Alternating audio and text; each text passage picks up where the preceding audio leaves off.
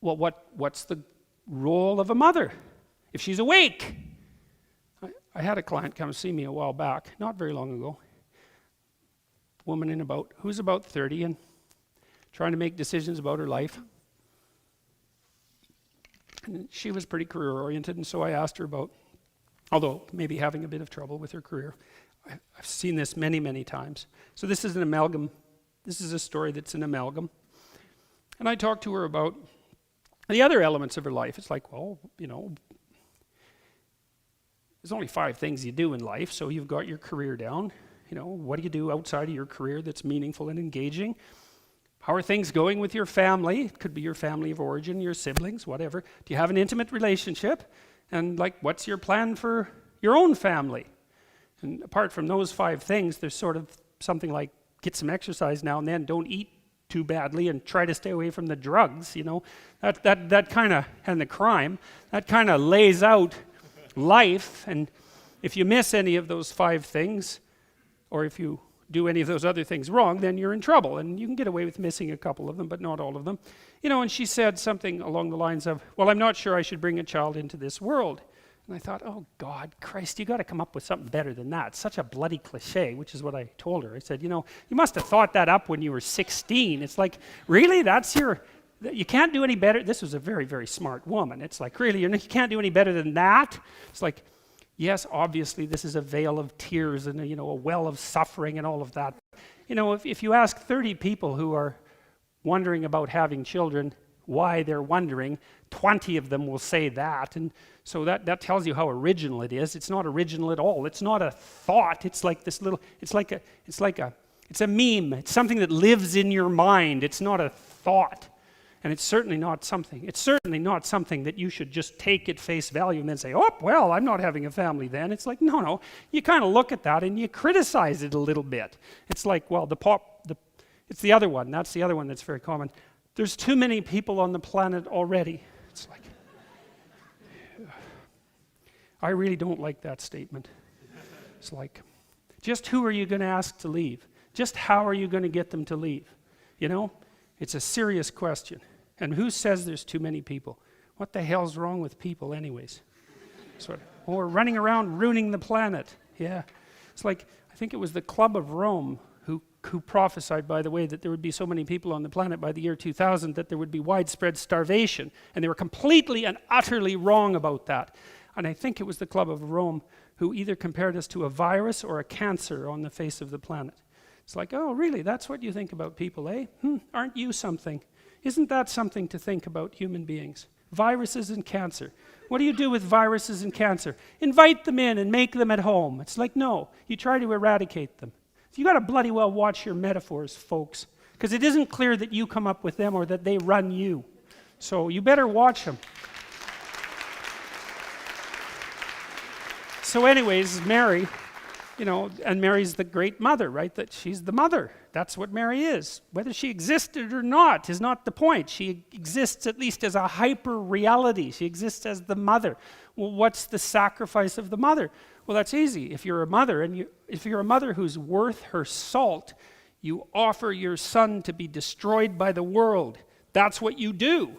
That's what's going to happen, right? He's going to be born. He's going to suffer. He's going to have his trouble in life, he's going to have his illnesses, he's going to face his failures and catastrophes, and he's going to die. That's what's going to happen. And if you're awake, you know that, and then you say, well, perhaps he will live in a way that will justify that. And then you try to have that happen. And that's what makes you worthy of a statue like that. But still the sacrifice of the mother. Is it right to bring a baby into this terrible world? Well, every woman asks herself that question. Some say no, and they have the reasons. Mary answers yes, voluntarily. Mary is the archetype of the woman who answers yes to life voluntarily. That's what that image means. And not because she's blind. She knows what's going to happen. And so She's the archetypal representation of the woman who says yes to life, knowing full well what life is, not naive, not someone who got pregnant in the back seat of a 1957 Chevy, you know, in one night of half-drunk idiocy. Not that, but consciously, knowing what's to come. And then also allows it to happen, because that's another thing that's a testament to the courage of mothers. And my mother was good at this. My mother's a very agreeable person. Too agreeable for her own good. But that's what happens if you're agreeable, because you're too agreeable for your own good. That's the definition of agreeable. And so she's a nice person, and still is. Luckily, she's still alive, and we've had a very good relationship, and I have always been able to make her laugh, which is a good thing. But she was a tough cookie, that woman, you know. I remember once she came across, I was out playing in this baseball diamond, little diamond, and empty lot really, in this little town I grew up in. And I was about 10, and she walked by. I was there with a bunch of my friends. And I was about to have a fist fight with this little tough kid that I hung around with. And there were half girls on the team, and the fist fight had some relationship to status maneuvering, you know, in relationship to that. Anyways, we were going to have a fight, and my mom walked by. She took a look, and I could see from her demeanor that she knew exactly what was about to happen. And she looked for a second, and then she walked by. And I thought, whoa, good work, Mom. No kidding, eh? It's like the last bloody thing I needed at that moment was for her to come charging up and say, "You boys aren't planning to have a fight, are you?" It's like, well, yeah, Mom, we were actually planning to have a fight, and now that you came and intervened, I actually lost before the goddamn thing even started.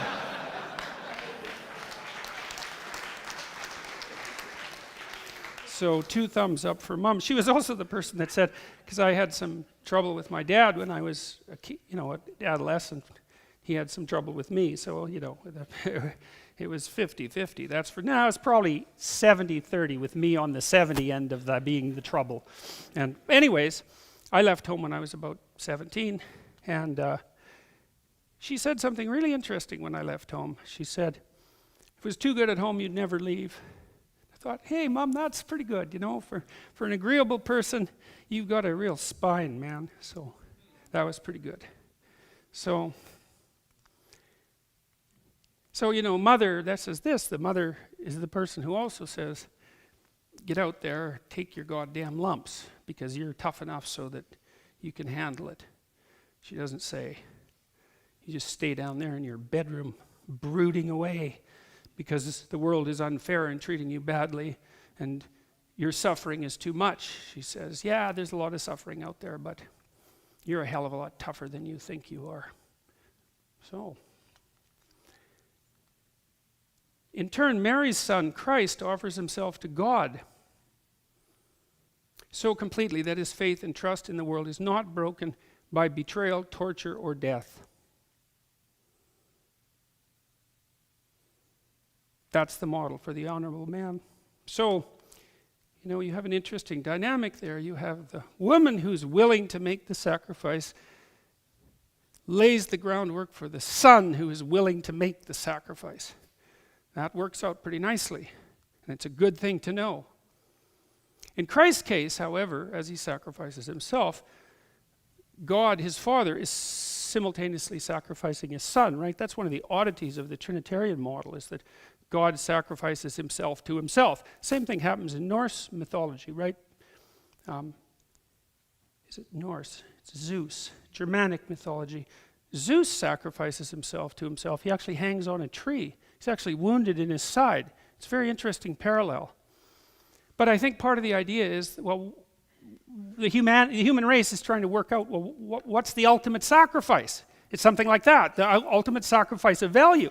Well, the passion story, and I told you I was foreshadowing, I'm bringing into consideration things we won't talk about for a long time, maybe not at all in this lecture series, I don't know, because I don't know how far I'll get, is that there's a supreme sacrifice demanded on the part of the mother, and there's a supreme sacrifice demanded on the part of the son, and there's a supreme sacrifice demanded on the part of the father, all at the same time. And then that makes the supreme sacrifice possible, and hypothetically that's the one that renews. That's the sacrifice that renews and redeems.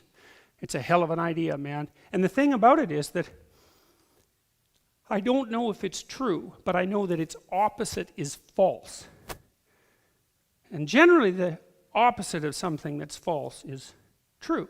Its opposite is false is because if the mother doesn't make the sacrifice, then you get the horrible Oedipal situation or something like that in the household, which is just its own absolute catastrophic hell. And if you want a really good insight into that, I would say watch the documentary Crumb, C-R-U-M-B. Man, that's been rated by some critics as the best documentary ever made, and it is some piece of work, man. It is the only thing I've ever seen that actually lays out the Oedipal catastrophe in its full nightmare. So you could look at that. So if the maternal sacrifice isn't there, then that doesn't work. If the paternal sacrifice isn't there, if the father isn't willing to put his son out into the world, let's say to be broken and betrayed and all of those things, then that's a non-starter because the kid doesn't grow up. And then if the son isn't willing to do that, well, then who the hell is going to shoulder the responsibility? So if those three things don't happen, then it's cataclysmic, it's chaotic, it's hell. If they do happen, is it the opposite of that? Well, you could say, well, maybe it depends on the degree to which they happen. And it's a continuum. How thoroughly can they happen? Well, we don't know, because you might say, how good a job do you do of encouraging your children to live in truth? Let's say. Well, that's part of the answer to this question. And the answer likely is, well, you don't do as good a job of it as you could. So it works out quite well, but you don't know how well it could work if you did it really well or spectacularly well or ultimately well or something like that. You don't know. And people have an intimation of this because one of the things that's really cool about having a young baby, this is something you don't know till you have it. There's two things you don't know.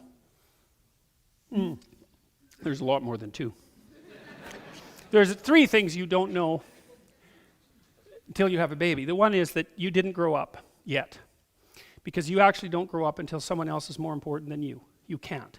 So people think they grow up if they don't have children, but they don't. They just think they do. Now, there are some people who make sacrifices of other sorts, but this is a whole different ball of wax as far as I'm concerned. It's not a very elegant metaphor, but you learn that it's kind of a relief not to be the center of attention. That's cool, that you can sit back. Because, of course, your child in your family and in society is immediately the center of attention. And so, unless you're narcissistic, then you allow that to happen. And then you learn all sorts of really good things about other people, because other people really like babies. It's so cool. I lived in Montreal when we had our first child, and I lived in a pretty rough neighborhood, by Montreal standards, right? It's like, Montreal is such a great city, like Toronto. It's like even the rough neighborhoods they're more like charming with a little, dark underbelly, something like that. But there were some rough characters in our neighborhood, and it was pretty poor.